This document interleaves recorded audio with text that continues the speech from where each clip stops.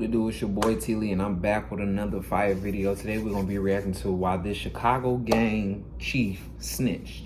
You know, my hometown Chicago. I don't do none of the gangbang stuff. Not affiliated with that and stuff. But I just found this interesting.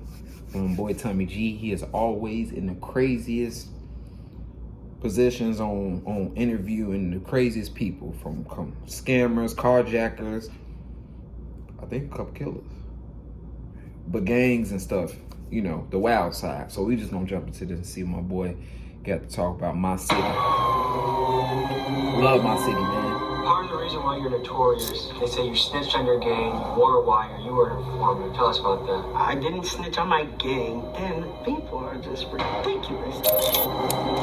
Oh, I remember. That's a boy or girl? They were like, hold on, is this a boy or a girl? Okay, I see the flag in the back. Hey, I'm out of my business. Do whatever the fuck you want to do. So I was like, fuck it. I'm setting his ass up. I don't blame her for what she did. I don't look at her as a rat. All she do is get her get back. That's that Gemini in me. I'm a dead man walking. Why? Most hated shit. Why is that? They say I'm a snitch out here. I think that's what they say on the internet. Today we dive into the controversial story of rapper and gangster Buddha G. Born into a hellish and abusive household where DCFS regularly paid visits to her home, at the age of 12, she took to the streets as a way to escape her home life. Eventually, she made her way into Chicago's Albany Park set of the Spanish Gangster Disciples, and she began to climb the ranks. In 2016, she became the first ever female gang chief in Chicago SGD history after a vote put her in charge of controlling the gang's Palatine territory. However, making a career running the streets comes with risks, and she alleges that someone from her own gang wore a wire on her, and this got her locked away for 4 years. When she tried to... Hey man, my city know they love toting them blickies. They love toting the blickies. Man. Her gang the truth about this betrayal, they didn't listen to her. And shout out to my Latino community, you know what I'm saying? My Puerto Ricans, my Mexicans, you know what I'm saying? I love y'all. I love y'all so much. From the bottom of my heart, man. I love my city, man.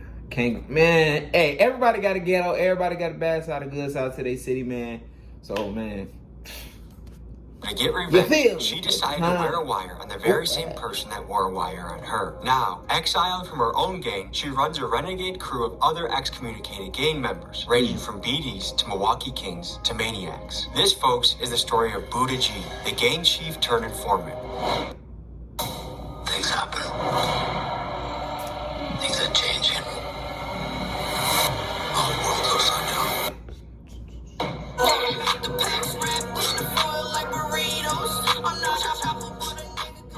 Oh, that's on your side. Like 10 minutes. You son of a... Go be right there.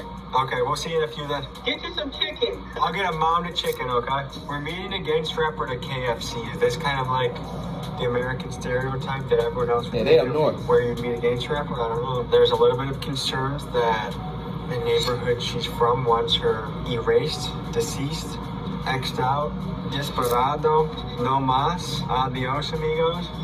Or amiga, we have to decide that one.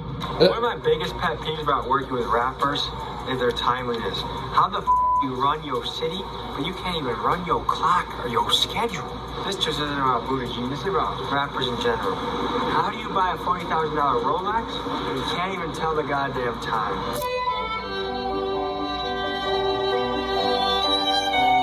Yeah, that's Chicago play. Our timing is messed up.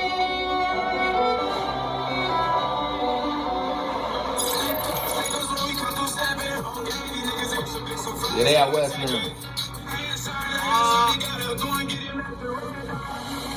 Oh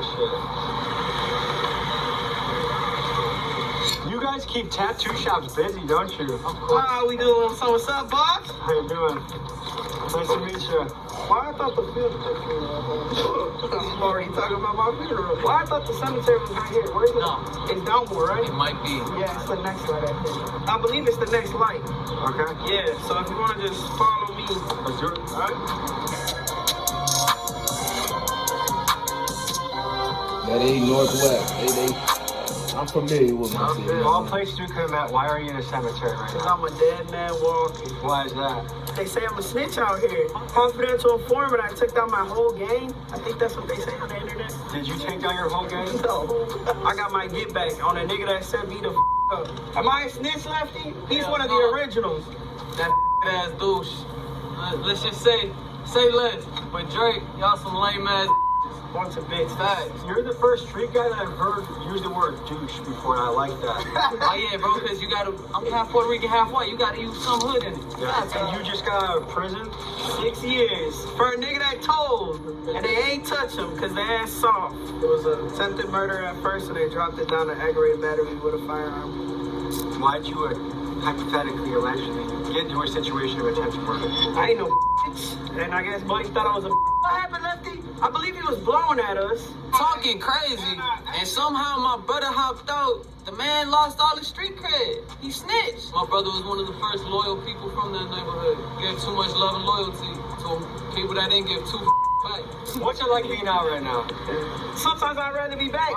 Why is that? Because this ain't shit out here. The realest motherfuckers I be knowing are in jail. Free my doing 17. That's his auntie. So how high up were you in the STGs? I was the chief of Palatine SGDs. And It's not worth it, y'all. This gang stuff is not worth it at the end. crew split because of the situation. Well, one of them's dead. My brother, rest in peace, Honcho. A few of them live in Arizona now because the folks turned on them over me. The other ones flipped Drake and Ainsley. We gotta go to Albany Park because we're not ducking shit.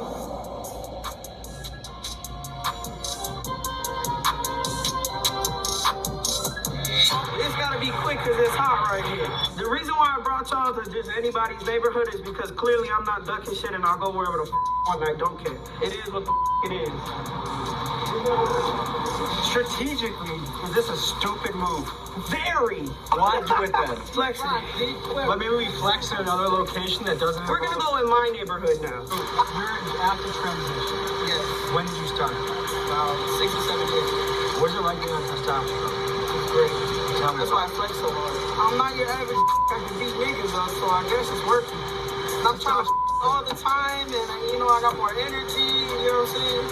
I'm like bigger than his. You know what I'm saying? Are you trying to get a surgery? Nah. You think you're the first trans gang leader? Yes. Spanish gangster disciple, sir. Okay, tell me about those folks. They some hoes.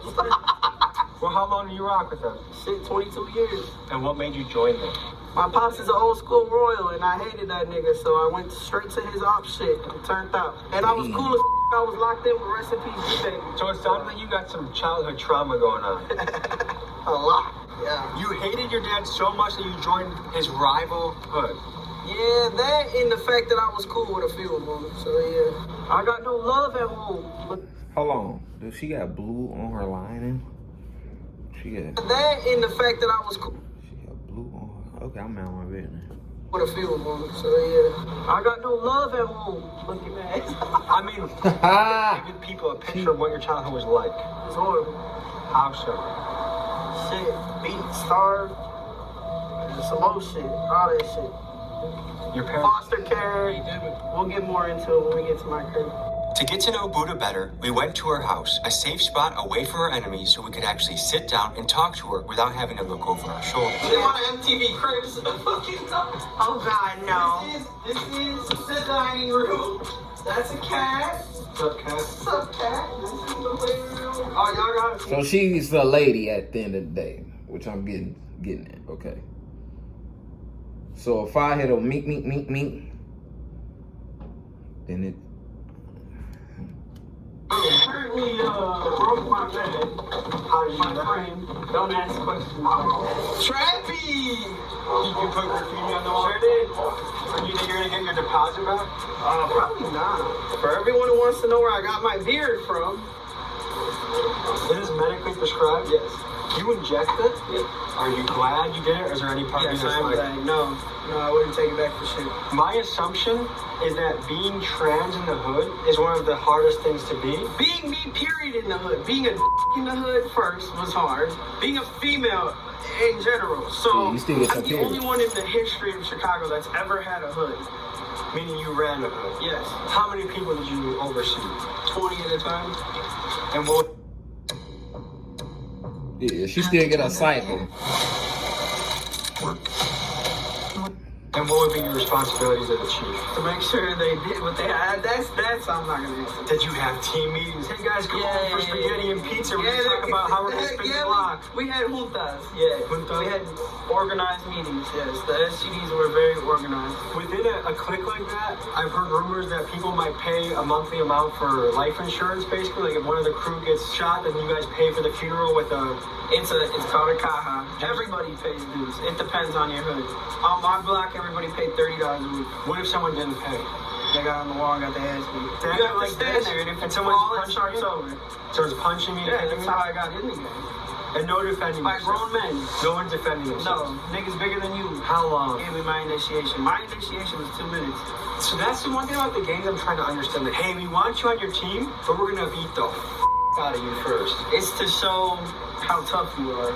I would guess it's easier that you're transitioning, you're becoming a man than if it was the roles reversed. I don't think that would even be allowed. I wouldn't even someone like that. Whoa. And that's Whoa. being, and that's being a hypocrite, I guess. Technically, I'm straight. Technically, you're straight. Technically. But you started off gay.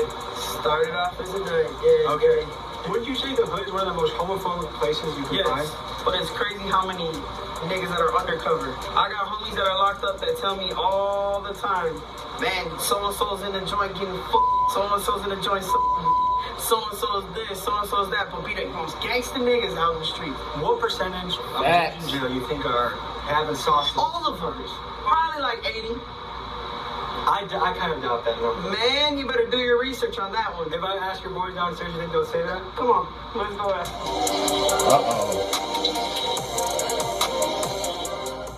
So Buddha G alleges that up to 80% of dudes in jail do homoerotic behavior. Is that true? Factual. Well, maybe not 80, maybe like a good gang. Hold on. That sounds like a lot of niggas in that bitch. Well, a strong 45 or 50, straight up. I'd say a lot of niggas definitely in that doing some freaky, kinky shit, but 50% isn't an outrageous number.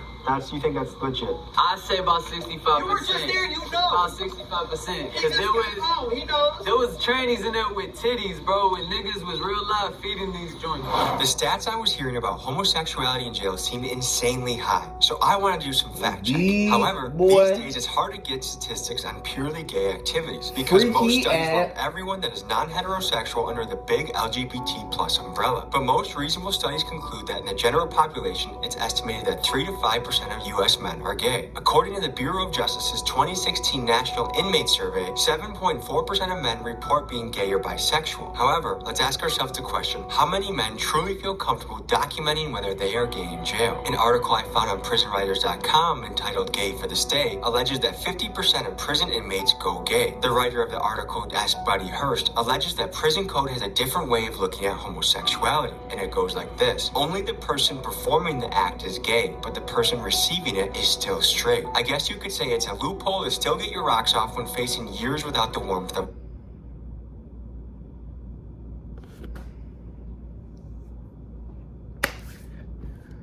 woman. With that being said, it's very hard to determine what the accurate stats on the subject are. Man, gay is gay. You gay. You gay. You gay. I ain't trying to hit none of that. I don't judge, but you gay. Both sides of the field. Part of the reason why you're notorious, they say you snitched on your gang, you wore a wire, you were an informant. Tell us about that. I didn't snitch on my gang. Then people are just ridiculous. When I was 14 going on 15, I had stayed with my OG and I had got kicked out basically. So I wasn't living in the city anymore. I had to go stay in Elgin. But when I was in Elgin, I was already SGD. I turned out SGD as 11 years old. When I was in Elgin, the folks from the city were like, oh, click up with the Elgin SGDs. They're going to take care of you at the bed. Long story short, I was a shorty and I was a female. So a lot of niggas didn't take me serious, and a lot of niggas were ready to send my ass off, and I was a hot head, so I was going. I linked up with the Elgin folks, and I was cool with this nigga named his name is That would be the nigga I set up, tricked on, whatever the y'all want to call it, snaked out. That nigga used to sleep on my couch, used to eat my food, used to fucking do all types of shit. Then me and him started to fall off. He hit me up talking about, do I want to buy some pipes? I told him, hell yeah. I was thirsty. I was 15. Hell yeah, I want to buy pipes. I'm a crash out. He fucking had me meet him in the Elgin Library parking lot. He hopped in the car, he threw me a duffel bag, well, not a duffel bag, like a Home Depot bag, and I didn't even get a chance to look in that bitch. I gave him $300. He fucking hops out. Next thing you know, we pulled out the parking lot and got whooped on by Elgin PD, like 20 swole. They booked me. I ended up doing, because no one wanted to pick me up, because I didn't have a guardian, no none of that. So I ended up staying there until I was 19.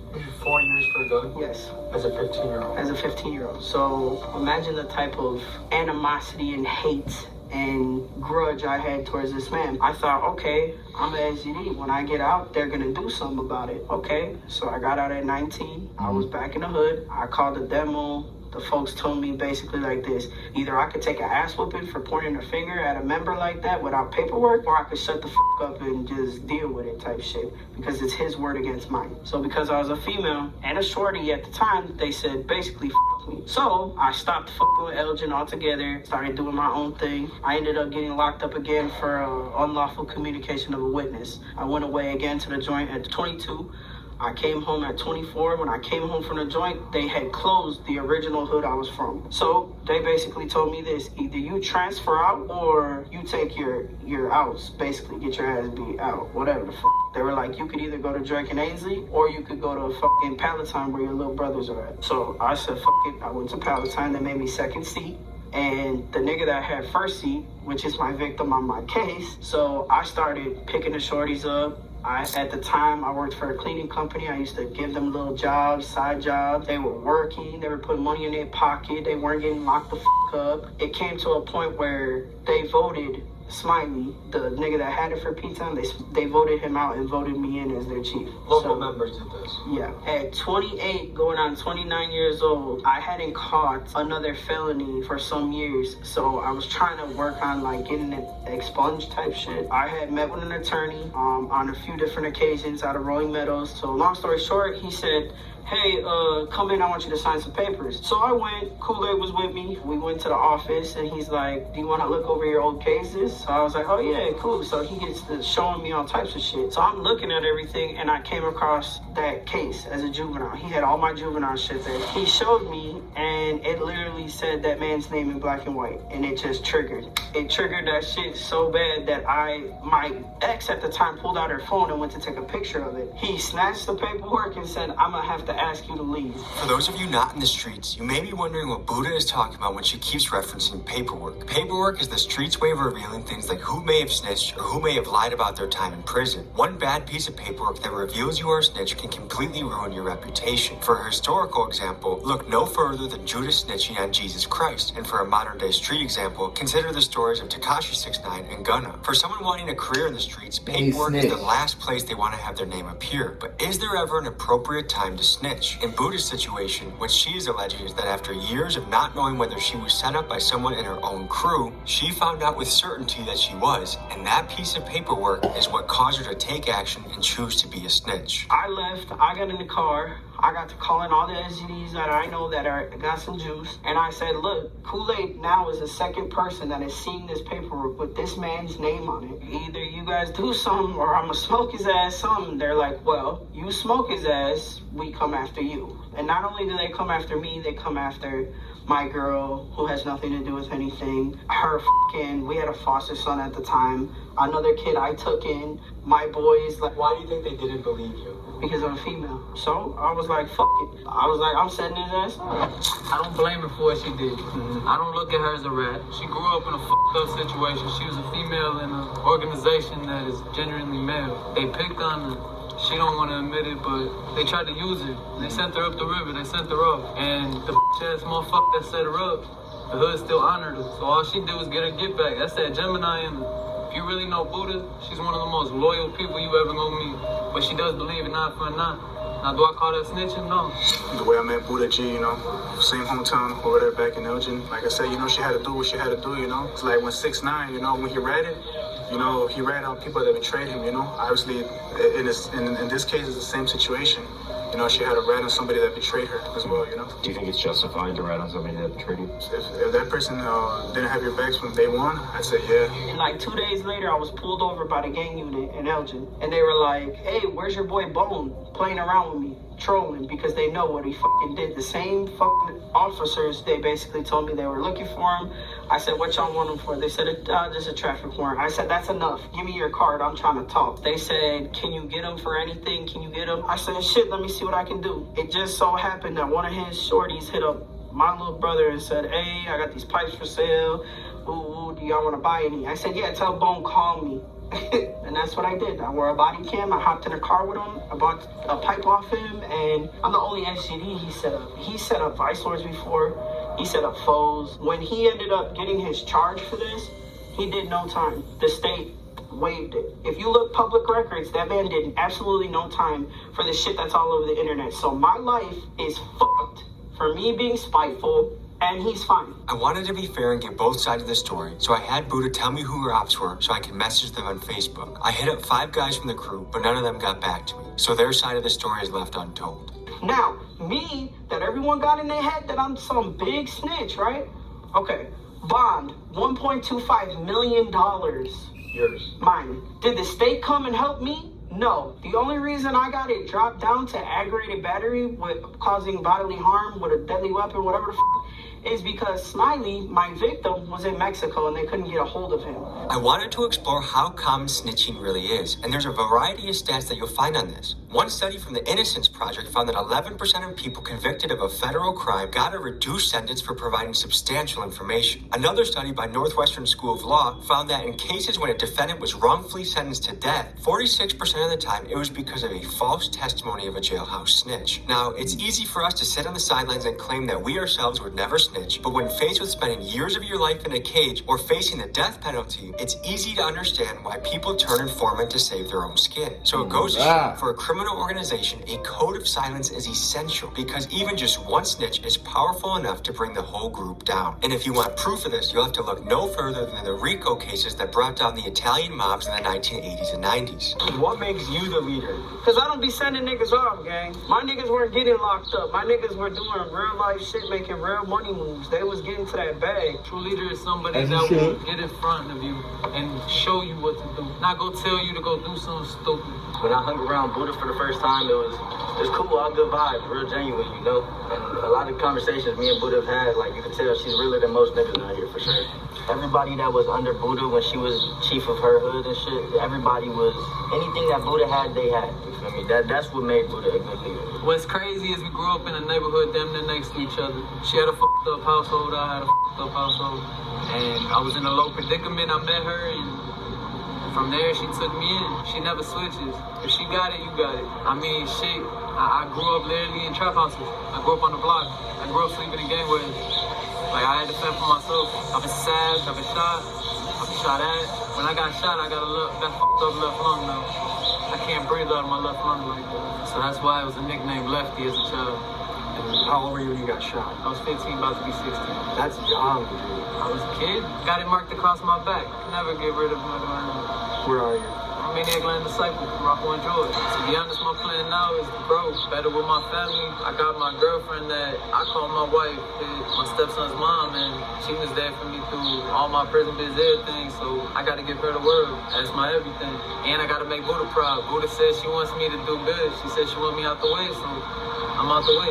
When people get pressure applied to them, when they're facing many years and they've offered a snitch and form, they steady showing reduce their 6'9". time, what percentage of guys you think will take that deal? I ain't gonna lie to you. A lot of people sit out here and they play this, I'm a real nigga and I never tell and this and that. But when you get put in that situation, some of the people that you would consider the realest niggas you ever met are fold under that pressure. You know, it all comes down to the circumstances and what they're gonna lose.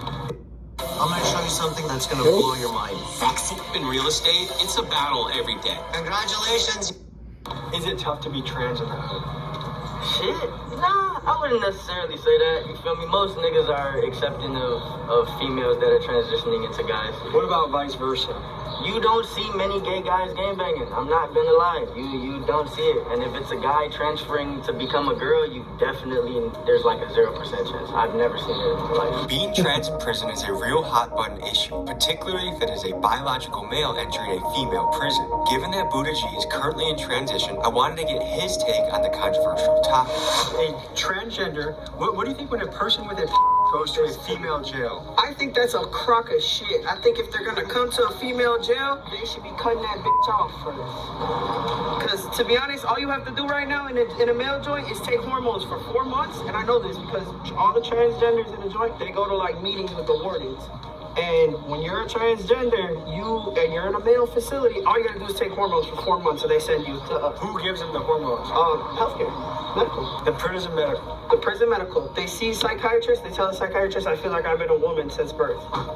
And they, boom, start them on fucking... And the prison, or the jail pays for the hormones. The jail pays for the hormones. And not only, the taxes do, and not only that, they pay for their gender-affirming surgery now. Does that seem absurd that a guy that has killed and women that says more than absurd? That is preposterous in the state of Illinois. You ought to be ashamed of yourselves.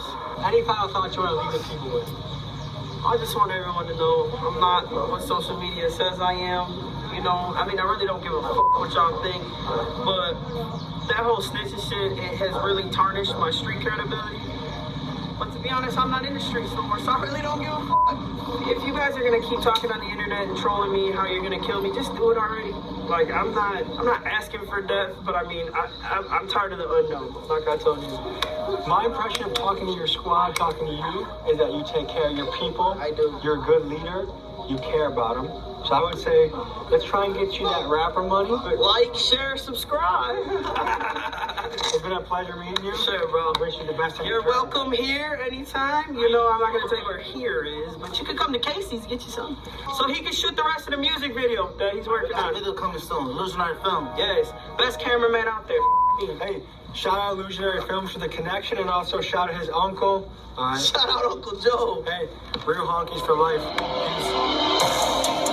Alright, man, that's gonna be it. Shout out to my boy Tommy G. Shout out to him coming to Chicago. Shout out, you know what I'm saying? Appreciate the insight on that story, because I remember that story coming across Facebook. Yeah, I seen that across Facebook. I seen a couple people in Chicago mentioning this and stuff. I've never read into it, but now that I know about it, hey, man, shoot, I don't gangbang, so I can't tell her what I would have done, and you know, and everything. But I appreciate y'all for watching. Make sure y'all stay tuned for more crazy videos. Make sure y'all hit that subscribe button, share. You already know we're on the road to 100K subscribers, and I'm out.